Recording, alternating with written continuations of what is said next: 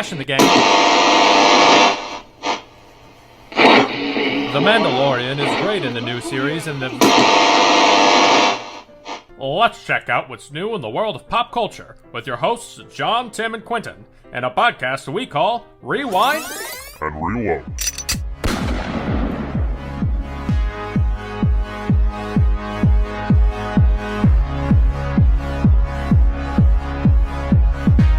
Hey everybody, welcome to another episode of Rewind and Reload.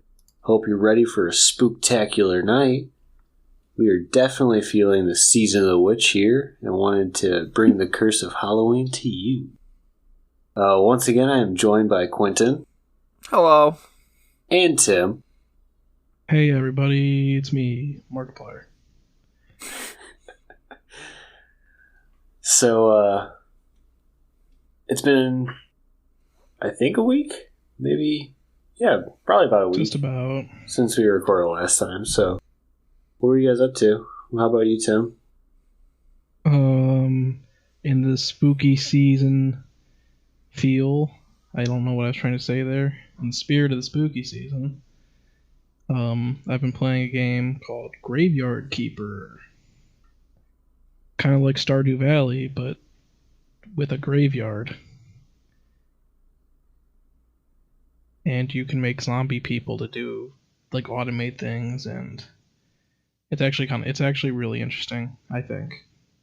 As someone who's into games where you just sink time into them.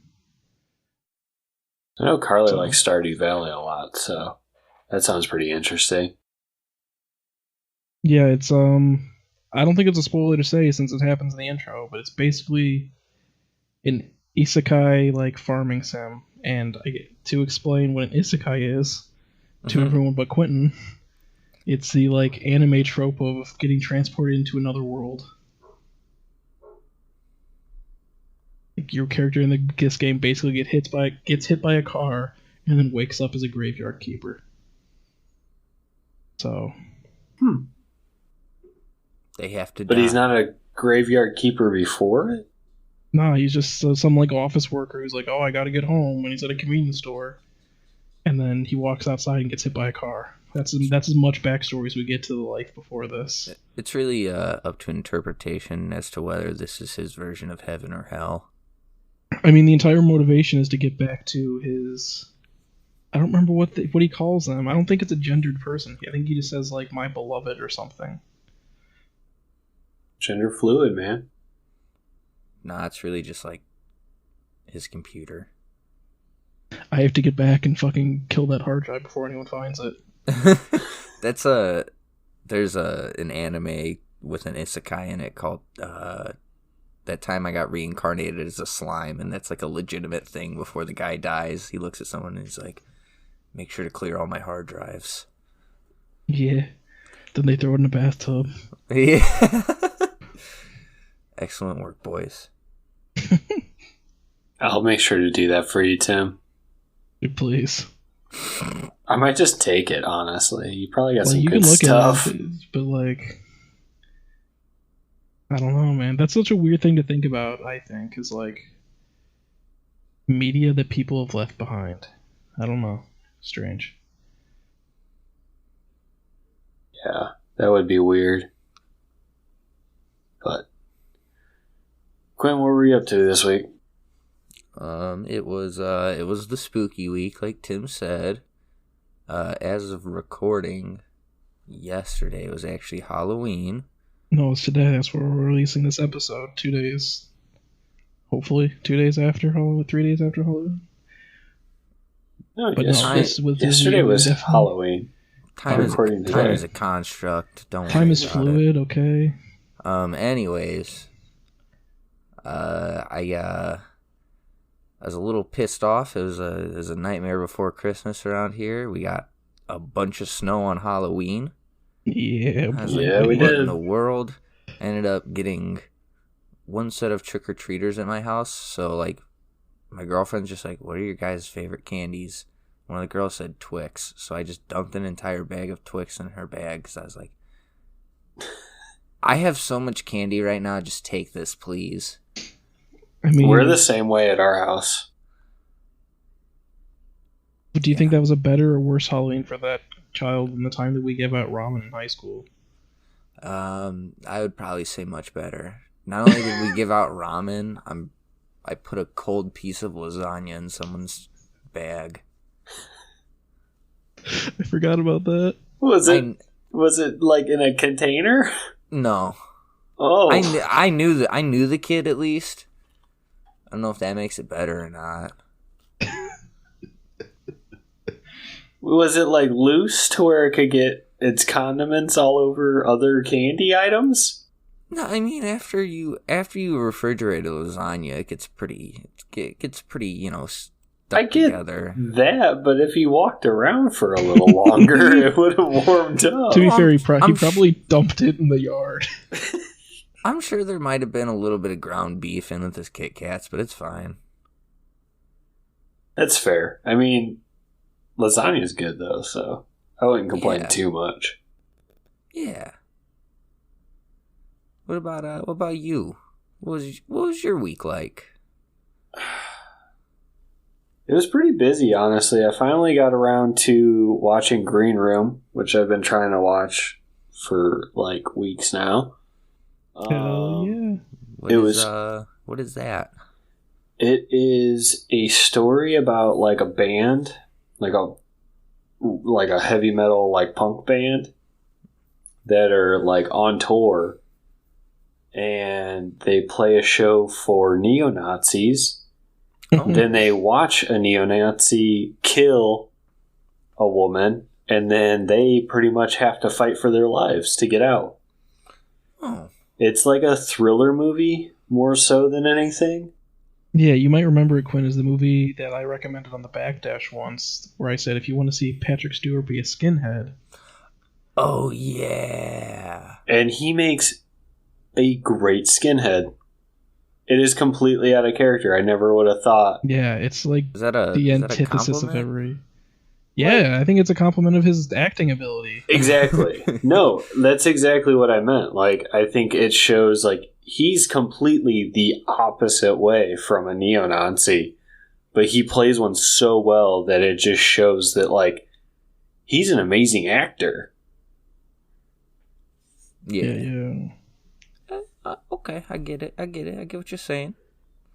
But yeah, that's about all I did. I recorded me and my wife, Carly, and our buddy Joey, which is your guys' buddy Joey too, recorded our new podcast, Nightmare Notes. And that premiered yesterday as of recording today, but 2 days ago if we release tomorrow. Yeah, the hope is tomorrow or the day after, so we'll see. Yeah. Like I said, So, time is a construct. Don't worry about it.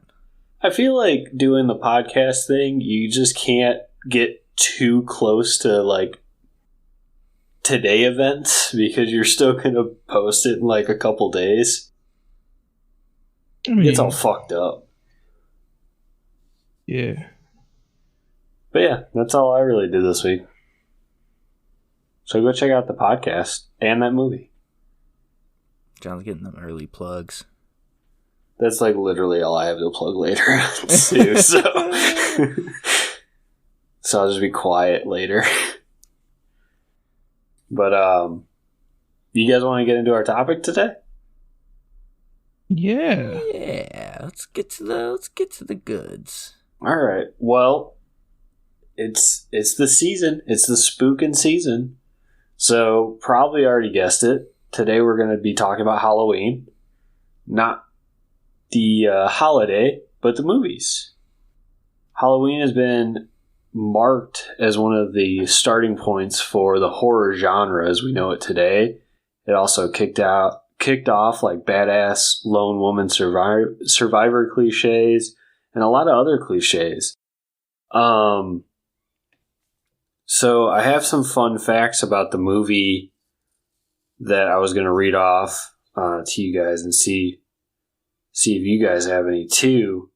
But Halloween was originally, like, a lot of inspiration came from Psycho, the Alfred Hitchcock movie. Also, the towns and a lot of the characters are pulled directly from the screenwriter's like childhood and favorite movies too. And then another fun, or I thought it was like kind of funny, but like in Alfred Hitchcock's Psycho, like the woman in that is actually Jamie Lee Curtis's mom, and she plays I forgot about that. in Halloween. So that was like, whoa. The mask was, which probably everyone knows, is a Captain Kirk mask. And I thought this was really funny, is William Shatner has actually been on record saying that he has worn Michael Myers' mask like for Halloween, like multiple Halloweens. He has gone trick-or-treating with that mask on. No way. Yeah. That's Like, good. he doesn't care that they use the mask. Like, he's never asked for royalties. But he found it, like, he uses it, like, all the time to go trick-or-treating. That's funny. Yeah. The house that they used, so this was, like, a really low-budget, like, horror film, like, pretty much all of them back then. But, it was just an abandoned house that they happened to find. So they actually shot everything in the house like backwards. So like the opening scene of the movie was the last thing they shot. And in one day they painted the house, they redid the house, redid certain sections of the inside of the house. So the cameraman, when he walks through with the POV shot in the opening sequence, he had to be really careful, because if he was like an inch or two over, you would just see bare drywall and like holes in walls and shit. Uh-huh. Because it like they were on that low of a budget. That's the magic of cinema, baby. Yeah. I mean, this movie kind of, I think, it's one of the first, like, not, what's it called? Like, long shots that I know about, where it's like one, like, full shot that I can think of, because, like, the scene where, Jamie Lee Curtis and her friends are, like, walking down the street, that's all steady cammed. I don't remember what it's actually called, but there was, like, a steady cam precursor, and they used that to, like, film this really, like, ongoing shot. Yeah, they did, like, all their scenes are, like, all one long Like, shot, one like you take said. shots, Yeah. Which might have happened to be because of the whole low budget thing, that they didn't have enough time to, like, take It could be all this stuff and cut it together. I don't know. I think it works really well for horror movies because it creates more suspense because you're following them instead of like cutting around and shit. Yeah, I would say so. I like shots like that, but I also am on record as being a super big fan of found footage, so I guess it's just there's that too. But Yeah. So another fun fact was they finished the movie, cut it, and put it together for the producers, and they actually did an initial screening and they were like, this isn't scary enough. So they were like, you guys got to create more suspense or something. well, that's why there's all those shots of. I'm sorry if you're cutting out a little bit for me, and maybe you've said it already, but isn't that why there's all these shots of Michael Myers just standing there? Well, yeah, that's one of them, but it's also where the theme song came from too. Oh, okay, fair Because enough. the theme song was never actually originally in it, and John Carpenter actually put it together, and He claims to have done it in like a week, and I don't know if that's. No, he did it in a day. He claims he did it in right. one day. Yeah, I don't know if the that's theme true, song? Just the theme song. He got on an but accordion. I mean the and he piano got part, fine. Yeah. So he claims he did it all in one day, and then if you watch the end rolling scenes, it's the Bowling Green Philharmonic Orchestra is what he labeled himself as. He didn't write his own name. He like came up with like this orchestra named after his hometown. which would go on to be the site of the Bowling Green Massacre, as we all know. Just look that up if you're not familiar. It's a good story. I might look it up. Yeah. And then lastly, I have that in the first movie, at least, 4 men and 1 woman played Michael Myers throughout the movie. So John Carpenter played every time they had to smash stuff. Like, every time Michael Myers had to smash stuff, they had to get it right on the first take because this house they couldn't, like, redo or anything for second shots. So he wanted to make sure it was right, so he did it all himself. There was a woman that did all the POV shots for the opening sequence where little Mikey Myers goes and kills people, but she also does a stand-in later on where she's just, like, staring at people. So I thought that was kind of interesting, too. But those are my fun facts, at least for the first movie. But I don't know if you guys have anything to add for that. But I don't have anything. Did I talk about watching The Shining last week on this podcast, or was that the other one?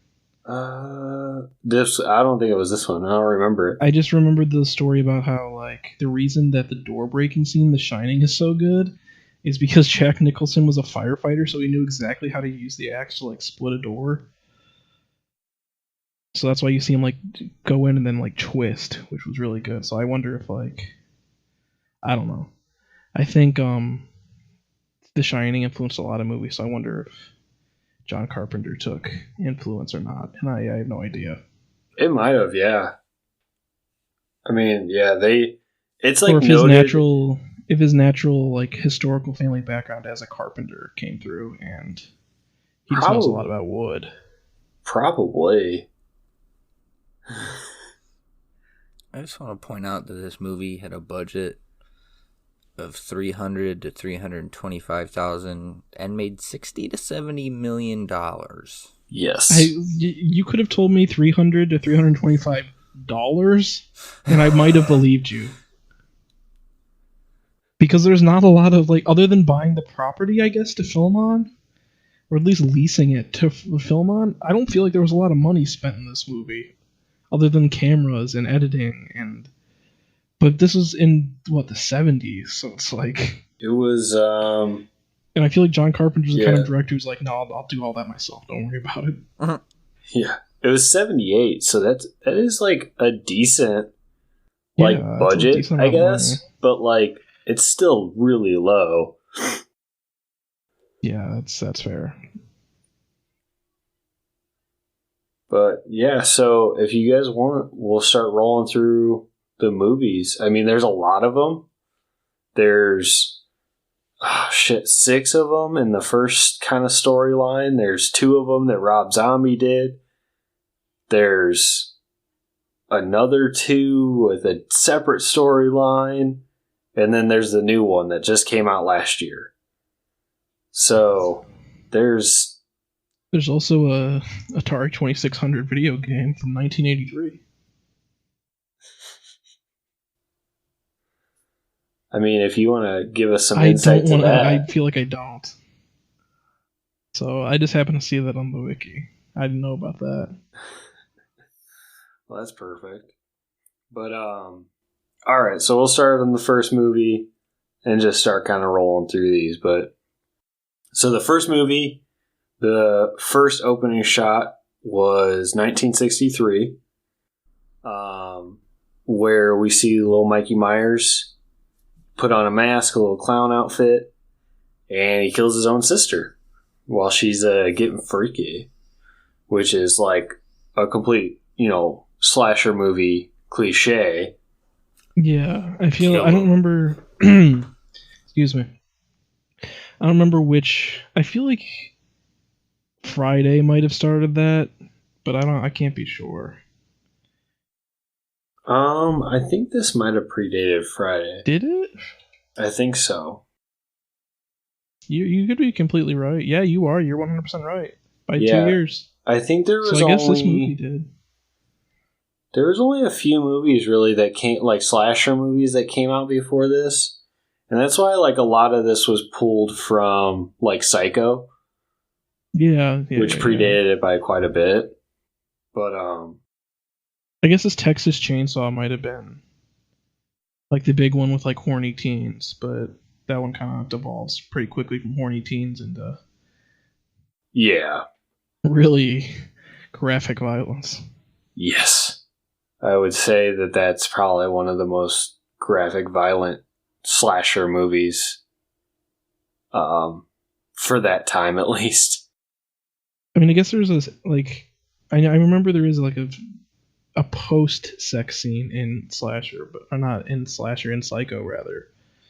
But I don't think, obviously, that it influenced the horny teen aspect.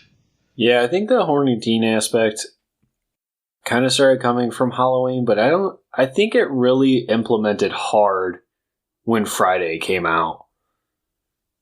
Because, I mean, that was the whole basis behind Friday the 13th is the horny teens thing, you know? I mean, yeah, but in later Halloween films, that is where Michael Myers got his signature catchphrase, "Do I make you horny, baby?"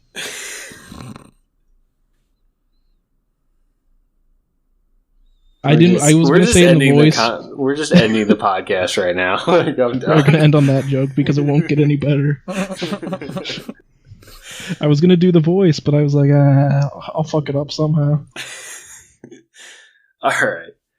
So to get off of that tangent and continue, after that happens in the movie, we see him escape in 1978, which is when they filmed, and he goes back to his original house, and then we meet Laurie, who is played by Jamie Lee Curtis, and she is babysitting a boy that night, and she walks up to the house, the old Myers house, and he becomes obsessed with her. And then goes on a killing rampage, kills all of her friends, goes after her, all that crap. So she's really smart. She doesn't get killed. She ends up getting away from him. The police think that they caught him and killed him. But they did not. They actually, I think in the second movie, it opens up with them killing a guy that's dressed up the same way as Michael Myers, but it's just a random teen. So that's cool. There's like, I feel like they lean on that multiple times, so yeah, I could be wrong. So then, Halloween 2 picks up. They filmed it in 1981, but it literally picks up moments after the first one ends. And we see Laurie. She's in the hospital because she got stabbed. And Michael Myers just keeps coming after her. And we really don't know until a little bit into this movie why he's going after her so much. Oh, sorry, just a quick thing. The first one isn't the movie where they lean on this was a guy dressed like him. Halloween 2 literally picks up where Halloween 1 leaves off. Yeah. Where he gets shot from off the balcony by Dr. Loomis, right? Yes, by Dr. Loomis. Yeah.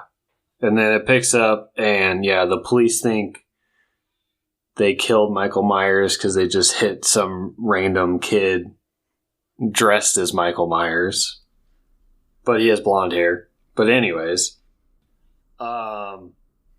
So Michael Myers keeps going after her, and it's kind of like, all right, why is he so obsessed with her? And Laurie starts having these flashbacks to when she was a child and her mom telling her, "Oh, you're not my daughter." And then she has a flashback of seeing a young boy in a psychiatric ward. And as the audience, you're kind of putting it together that Michael Myers is actually her brother. And she was born right before he killed his older sister, and he was committed like right after. So she was a little baby when this all happened. Yeah. What a twist. Big twist.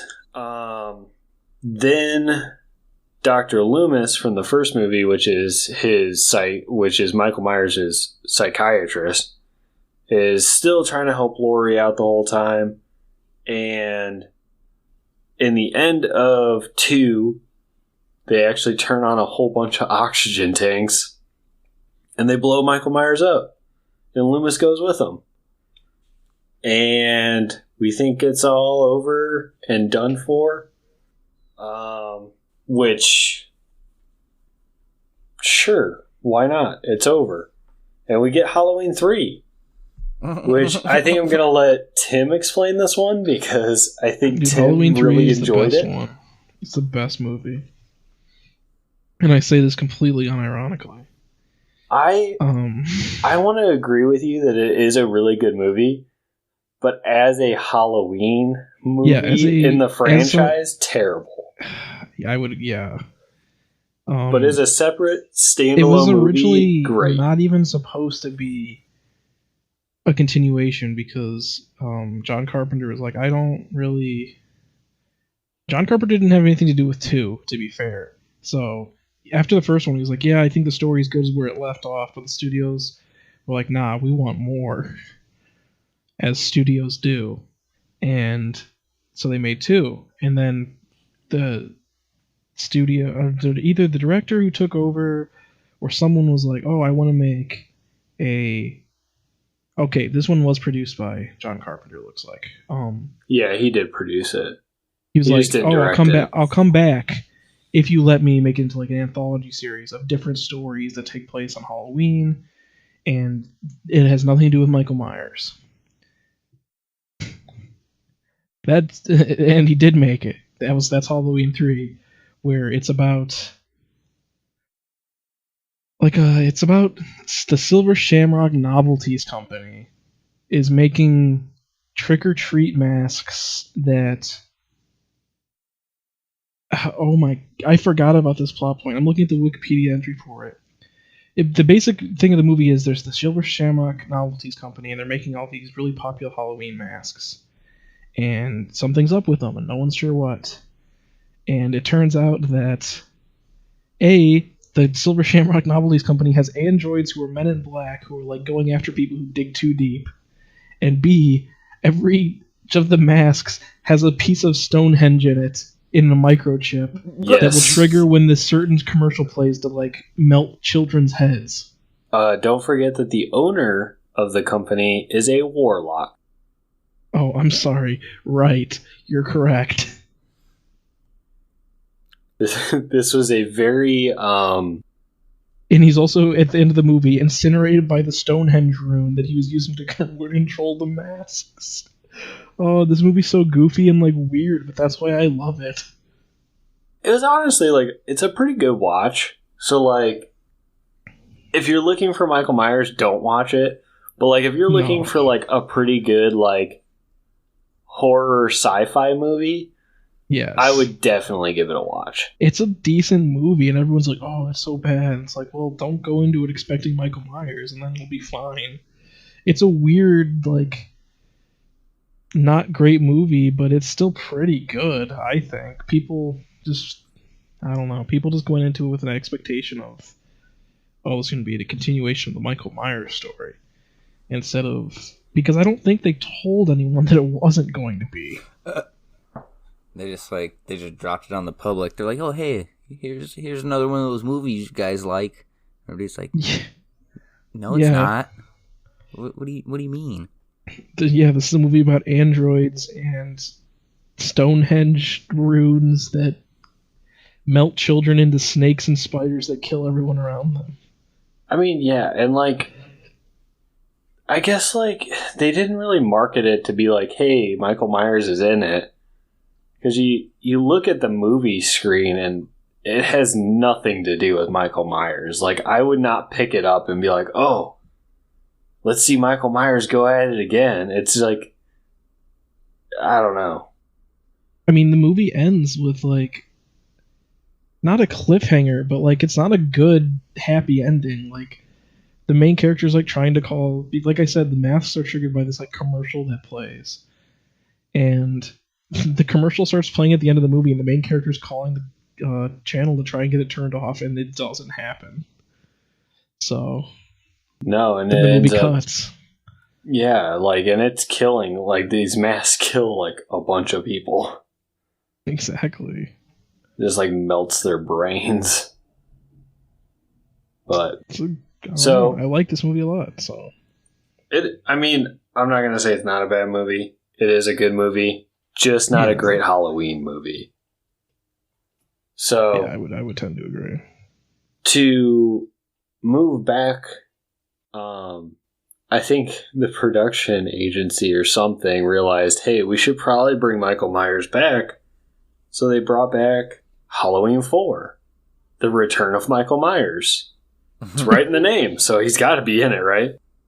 Wrong. So, no, he is actually in it. Dang it. I know. I kind of set you up for disaster there. But, me over. This one, Laurie's gone. Her and her husband actually have an off-screen death. Where they die in an auto crash, and we open up on her daughter, who was also born off screen, and she's like 6 or 7, and she's been adopted by another family, and I knew I was going to do that. Michael Myers. It was you first. Yes, Michael Myers. We talked about this before we started, that one of us was going to do it, and I'm glad it wasn't me. I knew I was going to do it, and I was trying so hard. So, Michael Myers, he's like all wrapped up in bandages and shit. And he's in a paramedics van. And they're talking about how Laurie just died and all this stuff. And he's like, oh shit, she's got a daughter. And he fucking presses his thumb straight into one of the paramedics' heads. Oh, I forgot about that scene. Yeah, it's nuts. It's actually like... It's actually pretty good makeup. It is. And then kills the other one, gets out, and he returns to go back to the Myers house, and he's going to finish what he started. Yeah, they retconned the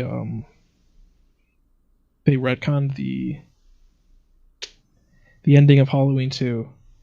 To be, he didn't actually die in this. He was in a coma for 10 years. Yeah. He was they kind of set it up like he was still in the psychiatric ward. You don't like retcons, Quinn? Strap in, bud. You're in for a treat. Just like, nope, we're changing the story to fit our needs. The Halloween series is the ultimate, notorious retcon series. Yes. We are going to get into that. So, he goes after his daughter, or after Laurie's daughter, over and over again. They have this weird psychic link with one another where she keeps seeing him in his dreams and stuff and all this crap. The new family, she's got like a stepsister, and she helps Jamie, who's Laurie's daughter, get away. Everything's all good. They kill Jason. Oh my god. They kill Michael again. They actually blow him up with dynamite this time. But the weird twist at the end is Jamie's new stepmom goes to draw her a bath, and we get this POV shot pretty similar to the first one, where Michael Myers goes to kill his sister, and Jamie murders her stepmom with a pair of scissors in a clown costume, just like Michael Myers.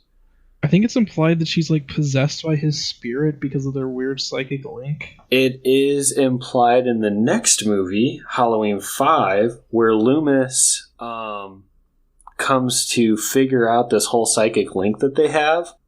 And he implies really heavily that because of the psychic link, Michael Myers caused her to kill her stepmother because she's having these like really violent reactions every time Michael Myers is killing people in this movie.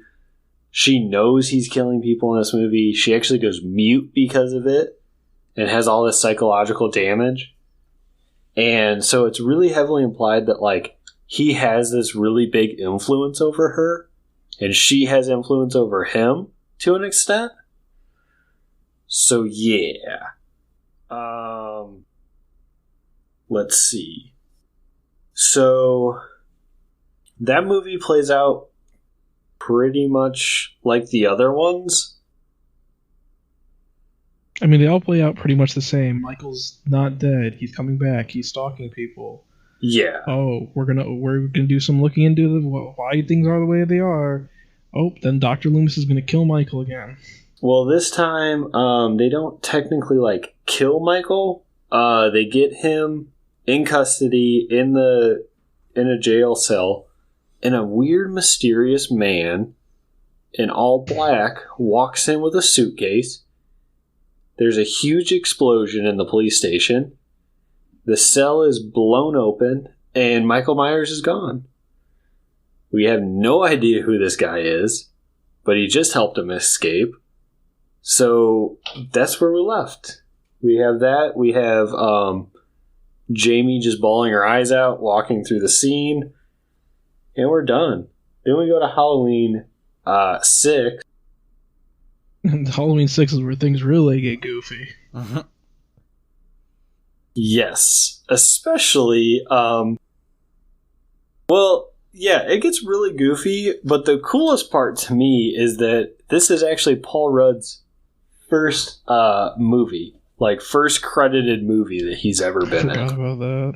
Yes. I knew he was in it, but I forgot that it was his, like, first movie. Yes, and he's playing Tommy, which is the boy that Laurie actually babysat in the first movie.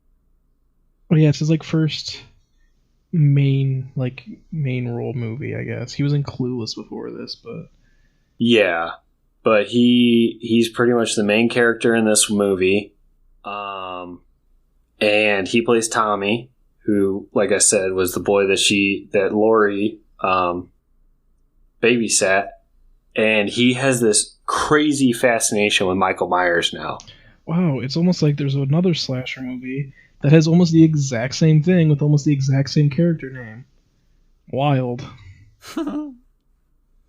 It's like they repeat this cycle like over and over again. I think it was Friday 3 where they introduced Tommy Jarvis. And it was like, oh, his sister was killed in the original. Or in and either that or... No, it might have been 4. Because 2 was the first one with Jason, and then 3 was the 3D one.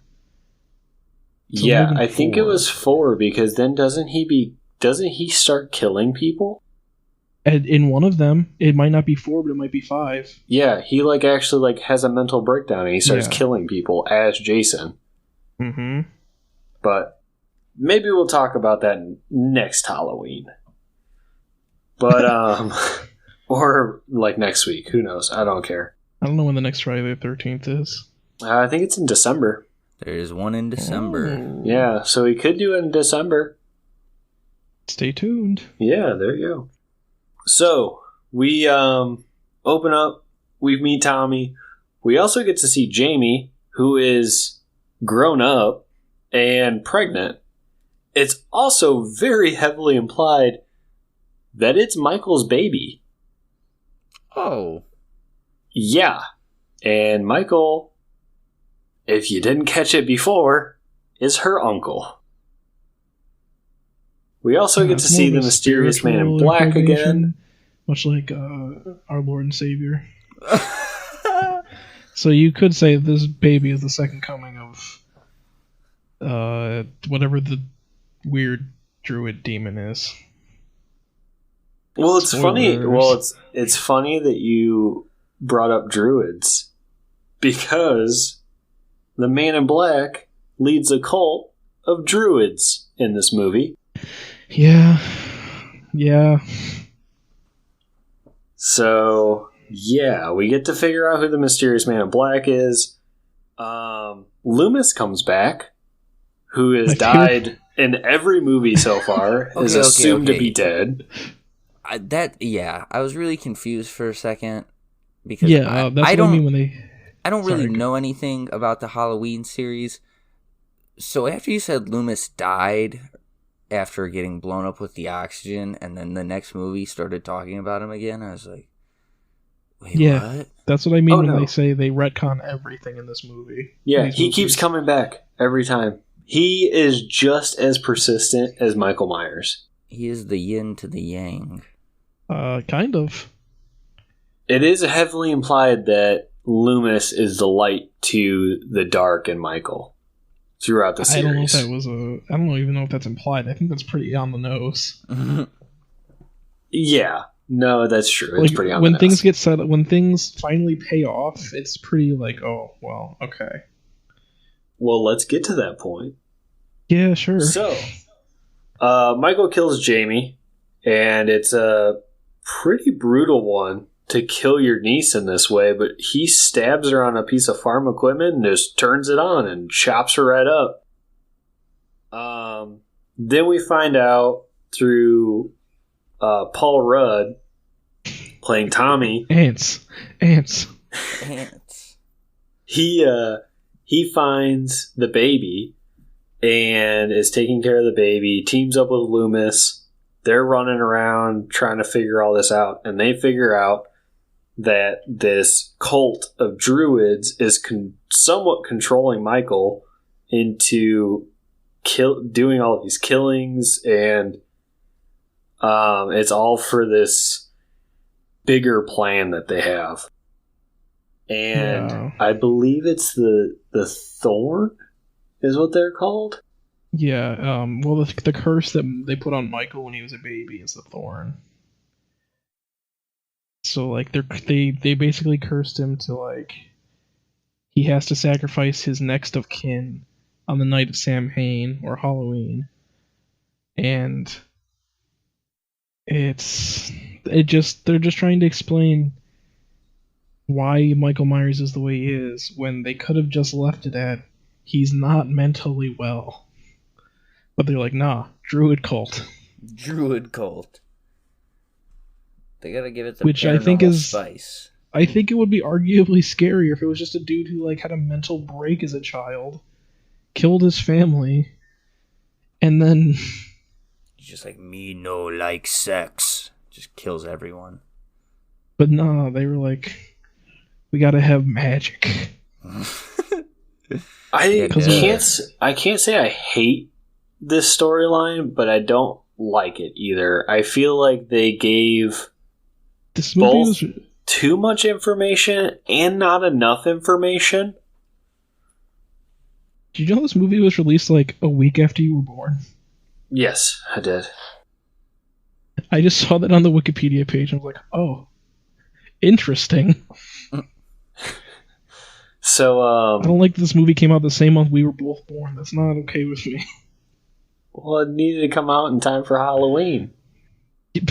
Then wait a month. But, so anyways, good old Tommy, he gets a stop, he kills Michael, supposedly, gets away, and we're kind of left on this, like, cliffhanger, which there's two different versions to the ending of this movie. There's the director's cut and then the theatrical cut. The theatrical cut cuts to them getting away safely, Loomis going in to finish the job to go kill Michael Myers for good, and all you hear when the credits roll is Loomis screaming. We don't know why. We assume Michael's still alive, but if you watch the director's cut, we figure out why, which Loomis walks back in, sees the man in black laying there. The man in black grabs Loomis and converts their little seal that they have for their cult to him, making Loomis, instead of killing Michael, forcing him to protect Michael for as long as he lives.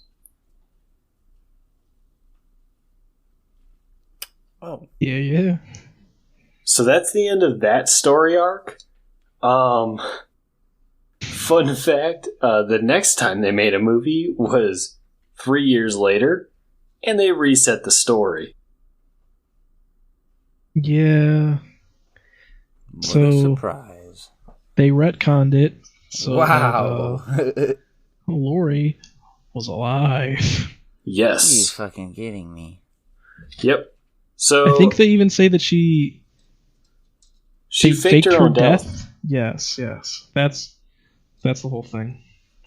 Yeah, so they reset the story. They decided to ignore the entire arc.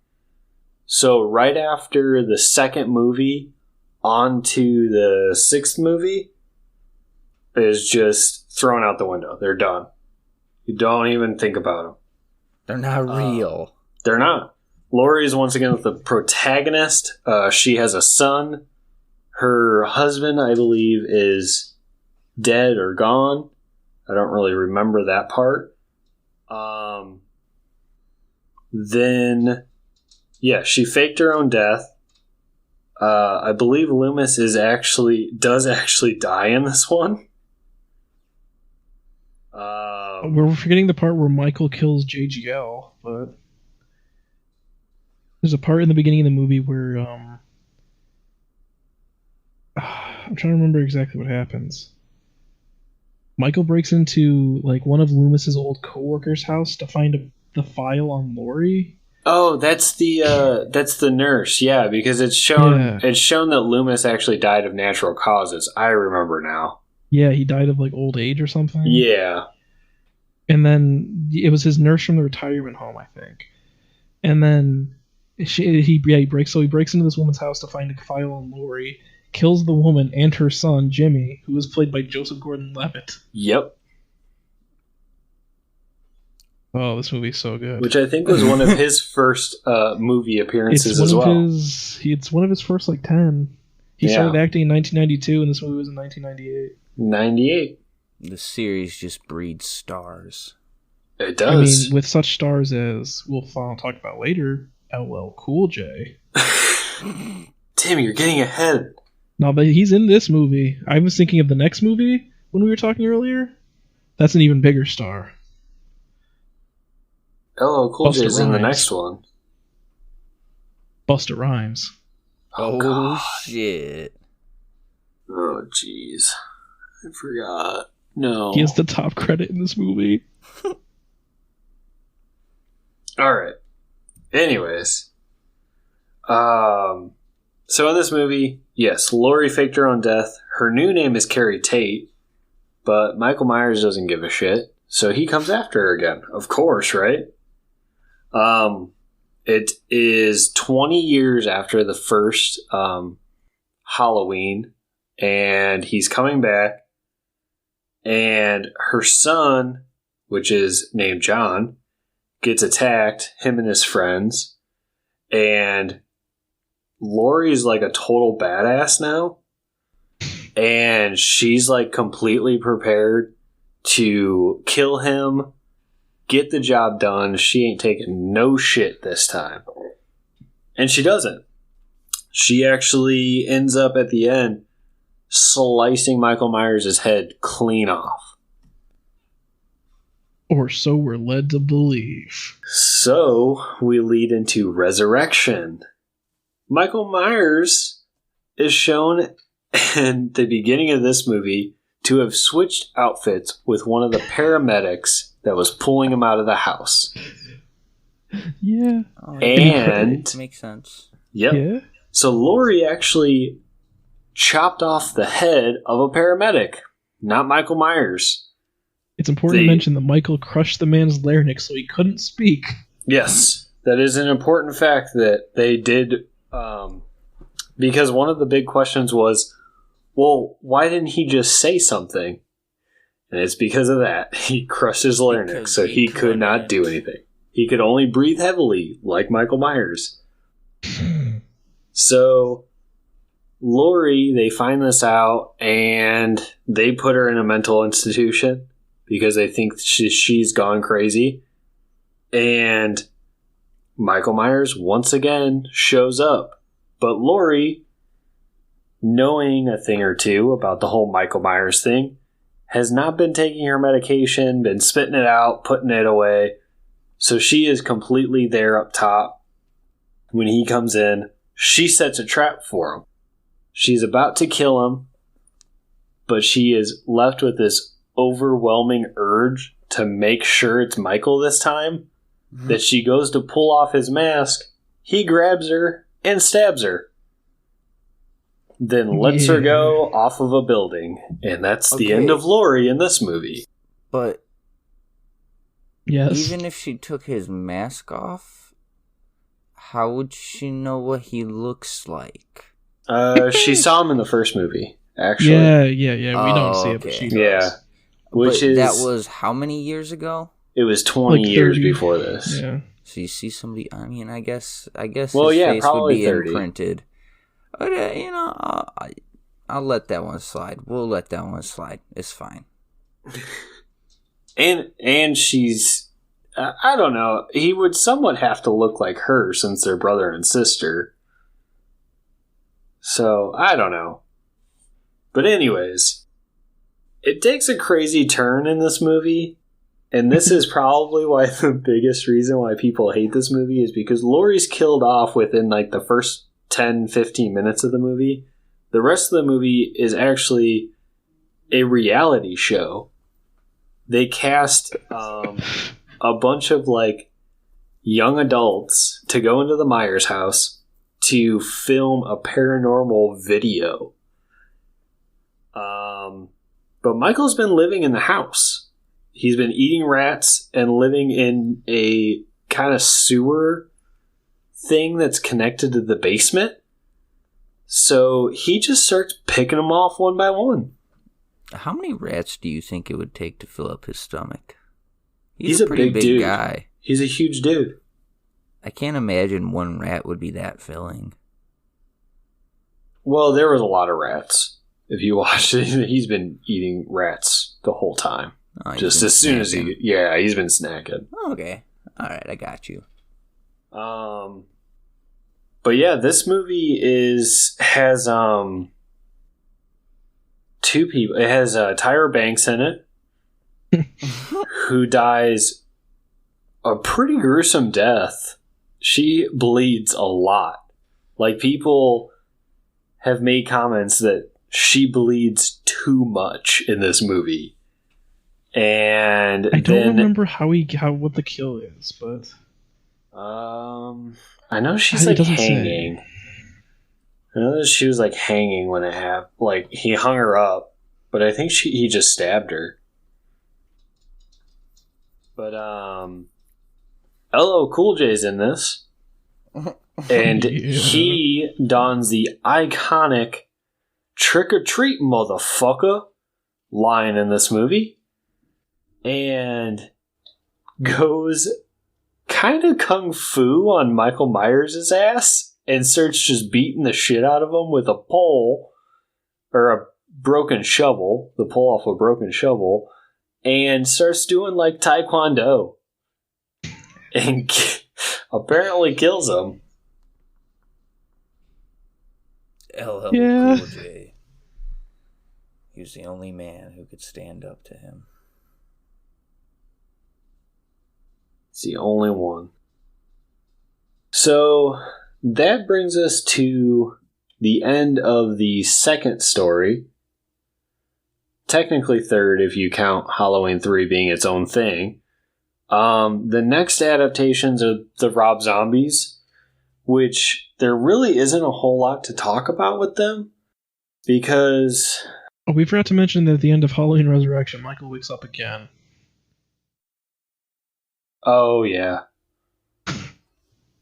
Like, they kill him, he's taken to the morgue, and then he wakes up again. But they never did anything with that. So... Nope. No, because it did so bad. Because it did so well. Stop. But, like I was saying, there's not a whole lot to say about the Rob Zombie movies. I personally liked them a whole lot. But a lot of people don't like them. They are pretty close to the first and second Halloween movies. Kind of updated quite a bit. The only difference is that they give a lot more backstory into who Michael Myers was before he had a mental break. And I know a lot of people didn't like that because it makes Michael Myers more, like, relatable. So they gave you backstory from when before he was 6? He's 10 this in this movie. This movie he's 10 and he's being bullied, like, immensely, and starts doing the whole serial killer thing where he starts killing animals and stuff. I'm pretty sure he kills like a school bully in this movie. He wets the bed. And, so they're like giving all this animals. They're giving all this backstory, and a lot of people didn't like that part, which I'm indifferent. But they made claims that it kind of like seems like they're trying to get you to like Michael Myers, and you don't want to. Like, he's a bad guy. He's a serial killer. He's a monster. So that's the biggest flaws in that movie. But other than that, it pulls a lot of inspiration from the original movies. Yeah, I would say so. I mean, it's pretty much a retelling of the first movie, but with modern-ish twist, even though I'm pretty sure it's still set in the 70s. Yeah. I think it's like more so set. Yeah, it's still set in the 70s, but it's like us thinking back on the 70s, like what we remember. Yeah. There's like porn stashes everywhere, and... Yeah, there is. And, was gonna say something, and I do not... Oh, the only other thing is the body count's quite a bit higher, and the goriness went up quite a bit, which... Oh, yeah. You kind of can't blame a guy for doing that, because... I mean, horror movies just have to keep getting more and more gory, or else they're just gonna get boring. I feel like Saw 2 changed the genre. Yeah. Like after Saw 2, and I mean, feel like the mid to late 2000s, there was a huge like gore boom in horror movies. And they were like, we got to just which it influenced be as bloody and gory as possible. Yeah, which like instead of breaking off into its own genre, it almost influenced all the other horror genres as well. Where like slasher films, yeah, people died pretty gory deaths, but there wasn't an overabundance. And then they ramped it up after that, where there was that big surge of like, hey, we gotta be gory, we gotta have a bunch of people die. And they really didn't need to, but that's just my opinion. Yeah, I don't know. I think it's a good movie in and of itself. There are scenes that I kind of don't care for, but I wouldn't say by any means it's a bad movie. I just think it's different. Yeah, that's probably the best way to put it. It's not good, it's not bad, it's just different. Yeah. And I would say it's a good movie if you can look past the fact that it's based on an existing property. For a retelling of a story, they didn't do a terrible job. They've done some movies, they retell them, and they are just god-awful. This one did decent. I was trying to think of one, but I think people actually do like the Friday the 13th remake. I'm not sure. No, they don't. Which upsets me because Jared Padalecki from Supernatural's in it, and I like him a lot. I feel like I've seen some people say, oh, it's okay. It's not that bad. The problem with that movie is that they took the first 3 movies and jammed it into one movie. Yeah, that's fair. It has a 28% from critics and 4.8 audience score on Rotten Tomatoes. I liked it a lot, but like if you compare it to the original movies, it is trash. It also ignores the fact that Jason's mother was the antagonist in the first movie. It like completely ignores that. I mean, I don't know. I don't think I've ever actually seen that movie all the way through, but I have it if you want to borrow it. I don't. Well, have we gotten through the first remake? I'm not. Yeah. So I feel like we basically touched on it. It's basically the first story we already talked about, but with more gore and better film quality. Yeah. So now we're coming back to another reboot / not retelling, just a reboot. Are we talking about Halloween 2 or no? No. Well, I'm kind of just lumped Halloween 1 and 2 together. Oh, we forgot. Do you know about the alternate ending to Halloween 2 by Rob Zombie? No, I do not. Well, at the end of the original cut, I don't remember what they call her in this movie. Laurie Strode. Yeah, it's still Laurie / Angel Myers. She kills Michael, and then walks out with his mask. And in the alternate cut, then they take her away to a psychiatric ward, kind of repeating the cycle. But in the alternate cut, the cops just shoot her because they think she's Michael. Oh my god! I mean, and it's like, okay. I mean, that ends the cycle, I guess. Yeah. It's not a bad ending. It's a interesting one to choose, I guess, though.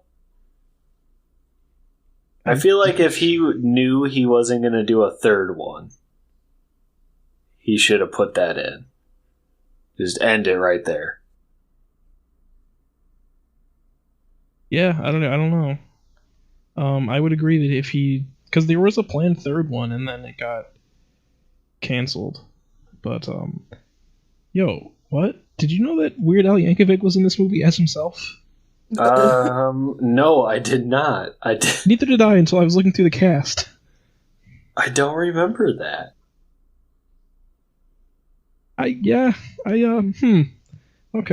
I don't remember that either. But I guess he is. I'm gonna have to rewatch it. My problem with Weird Al is that when he's in a role, like in a movie, I don't realize it's him until later. That's fair. Like, he just has one of those kind of his generic face is just so forgettable to me. Like, when he's in makeup and stuff in his videos, I could pick him out of a crowd, but his just normal face, it's too generic to me. Yeah, I don't know. I feel like I've seen that movie, and if you told me he was in it like I just did, I don't remember it happening. But I guess, according to Wikipedia, he was. But maybe someone just slipped that into Wikipedia. I mean, maybe he wanted a film credit. Fair enough. All right. Well, that brings us to the newest movie, which came out last year, which I'm going to be upfront about. I have not seen yet, and I really need to see it.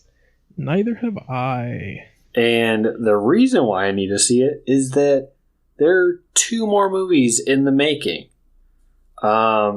This movie, like much of the other movies, was left very wide open. They bring back Jamie Lee Curtis again, but this movie picks up 40 years after the first movie and ignores everything after the first movie. All those other movies are gone. Forget about them. Not even the second one. So now we come in, Jamie Lee Curtis has been preparing for Michael to come back at some point. So she is turned into this survivalist woman. She has a daughter and a granddaughter, both who she has also trained in survivalist tactics. And the 3 square off against Michael Myers, who is triggered when he's at a psychiatric ward. He gets triggered by 2 podcasters. Oh, shit. So, Yeah. so between this movie and Tusk, we probably should never go interview people for this podcast. Was he a podcaster in Tusk? Yes. I forgot about that plot point. Yep. So these two podcasters do die. They're the first kills because Michael Myers breaks out, goes and kills him, gets his mask back, goes straight for Laurie again, and now her daughter and granddaughter. Well, the three fight off against him. They get him locked into a basement where they then proceed to light the whole place on fire. He is never seen in the fire sequences after that. And when the credits roll, you can hear like heavy breathing during the credits. So it's assumed that he's still alive. And it would make sense because the directors originally had a thought to film Halloween and Halloween 2 in this story arc back to back, but they pushed back the production for the next movie because they wanted to make sure people liked this story arc first before proceeding. Which, with all the other story arcs, I can kind of understand. So we are set up to at least get one more. Maybe Apparently, two. we're set up for two. Yeah. Halloween Kills and Halloween Ends. Yeah, so I'm not holding out for the second one, but there's definitely the first one, the Halloween Kills. That one's getting filmed currently, so we should see that one. But this one kind of explores Michael Myers a little bit more subtly, where he is much gorier and ruthless in his kills, where his body count is higher than the first two Halloween movies combined in this movie. But we do see that he has standards, shockingly, for a psychopath, where when he breaks out of the mental patient or mental hospital transportation bus, he doesn't kill any of the other mental patients. And there's also a baby in one scene where a lot of people were terrified that he was going to kill this baby. He doesn't kill babies either. So I guess he has some kind of standards. Yeah, I don't know. Either he has standards, or the filmmakers just didn't have the balls. Yeah, that's true. There is another thing that they didn't have the balls for, is an alternate ending that they were supposed to have. So the marketing was really heavy that Laurie was finally going to kill Michael Myers forever in this and be done.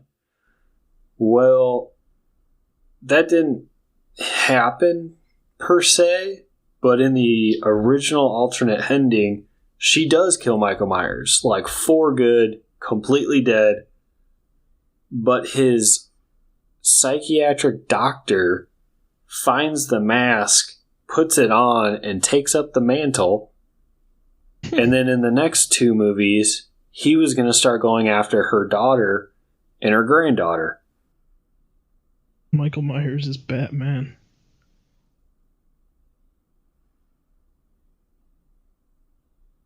Someone's got to do it. Yeah, I don't know. But I haven't seen these movies, the newest one, and obviously I haven't seen the sequels because they're not out yet. But they were wildly. I heard good things. Were wildly liked. Like a lot of people liked these movies, or this movie that came out. So I do see us getting another one, and I get it why they would make another one, but I wish they would have finally put a cap on Laurie's story arc and Michael Myers's. And done, honestly, I wish they would have done the alternate ending. Fair enough. Because then it would have gave us a new generation kind of thing to look forward to. Yeah. So long as it's not like, I watched Jigsaw recently. And the twist of that, I don't mind spoiling it because it's really bad, is that the killer in this movie was Jigsaw's protege 20 years ago, or 10 years ago. And it's like, Hacksaw. He's continuing his work. Hacksaw. Yes. No, but he's like some like engineer or like doctor who helps him make the original bear trap helmet from 2, I think. And it's just goofy in all kinds of ways. I heard that movie had some pretty decent scenes, but It has some pretty decent kills, but the storyline was terrible. Yeah. Because it was like 2 consecutive storylines put together. Yeah, that you're supposed to think is kind of happening consecutively, but then you find out that, oh, this one happened 10 years ago. That's just and it's stupid. There's even a part that I thought they were setting up for the twist to be, oh, this character survived the game and became the antagonist. Because there's a character in the 10 years ago thing where he's... Never mind. Anyway. I thought they were setting up a different ending, and that didn't pay off. And then the ending that did happen, well, I was just like, this is dumb. I think that movie was marked down as one of What Culture's, which is one of the YouTube channels I watch, one of their top 10 bad decisions in a horror movie was to end it the way that they did. Because it could have been a good movie. Like, they explained, like, this could have been a really good movie if they would have went with original ideas, but they changed shit and they ruined it. Yeah, it was... I don't know. It was decent in the way that Saw movies are decent, where you're like, ooh, there's going to be kills. And then the storyline was just a pile of poopy, and I didn't like it, so that's all I'll say about that.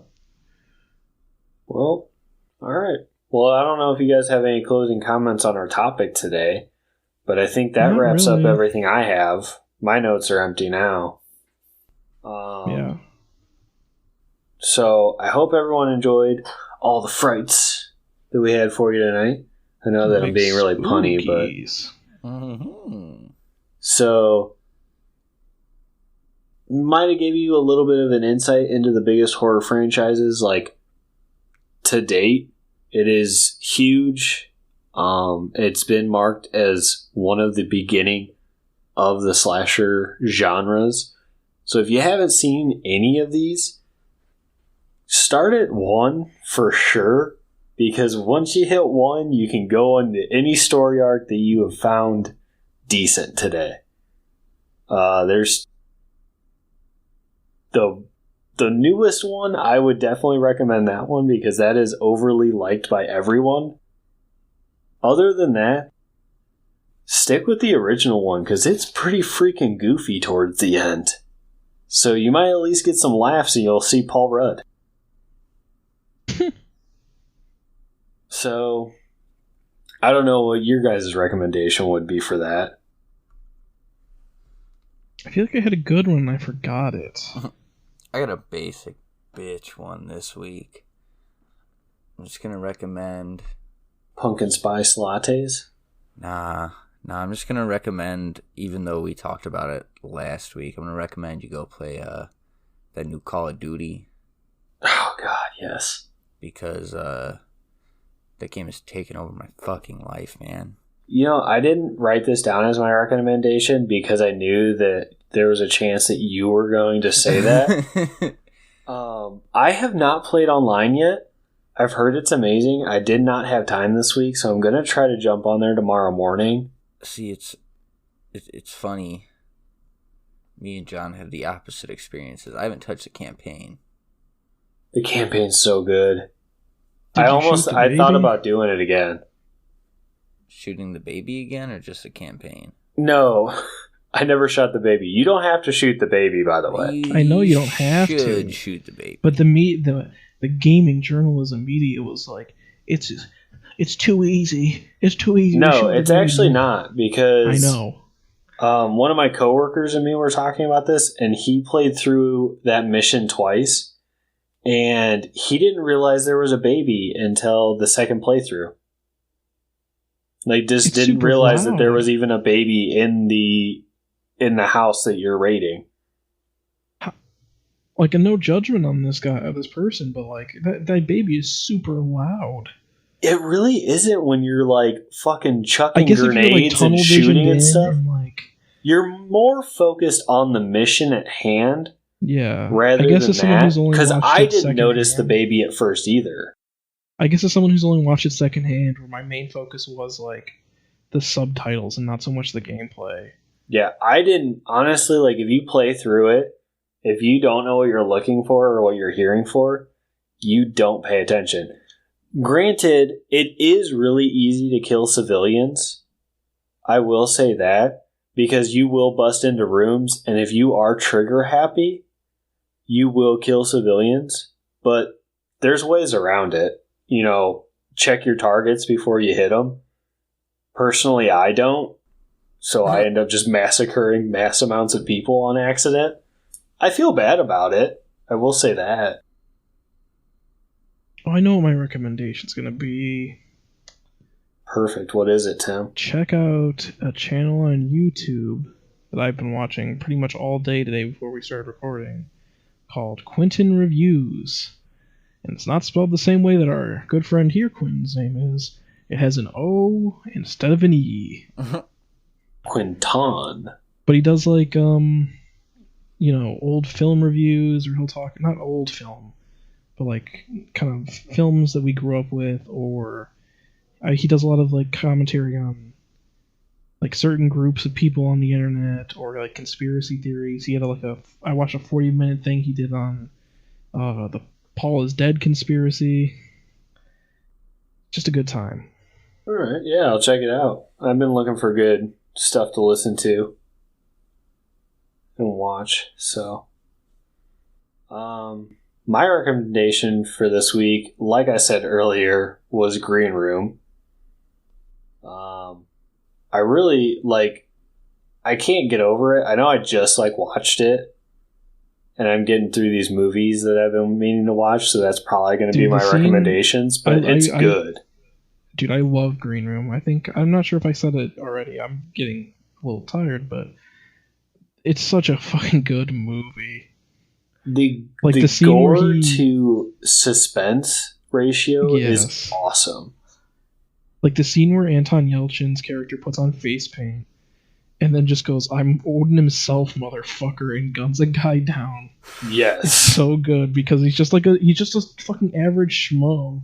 But then he's just like, someone was like, "Oh, we have to," I think it was him even. He's like, "We have to treat this like it's real war because they're treating it's real war." Well, originally, yeah, he's like, we have to treat this like paintball. And everyone's Yeah, like, and then what he- the hell do you mean? But he literally And then he just tells almost him- had his hand Yeah, cut yeah, off. yeah. So he's talking nonsense. And then finally he gets a chance to explain it. He's like, no, we have to treat this like war. So And yeah. he tells this story about how he was paintballing against former actual veterans, and he's like, they treated this like they knew exactly what to do, and they had the tactics, and they were in. But they won in one round because his friend just went berserker mode and charged them, and they didn't expect it. So he's like, that's what we have to do here because. And they did. And they got out. Yeah, Genius.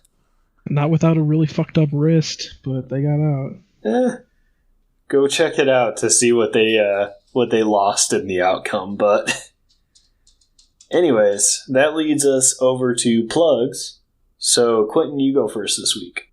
You can find me on twitter.com/Applebee's is okay. You can catch me on the Backdash podcast, fun little week in review entertainment podcast that Timothy and I do, along with our friend Alex and sometimes our friend Brandon.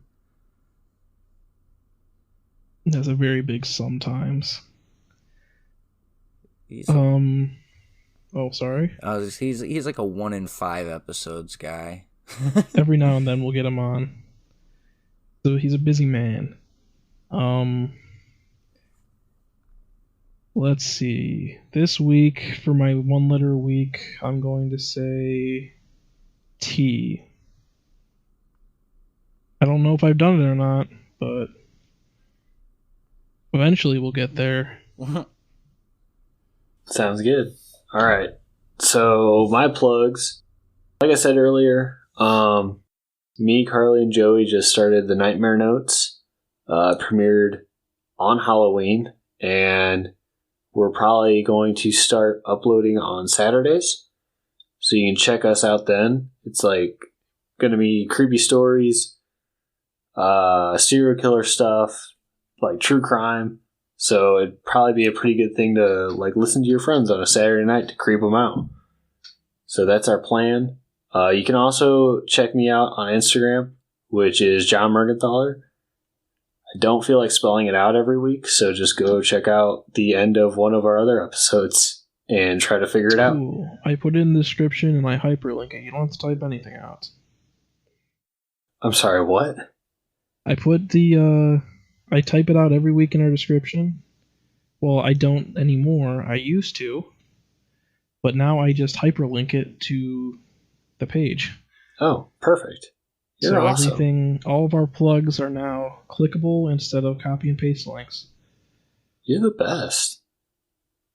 I didn't know that our platform could do it until I saw the little link button. Cool.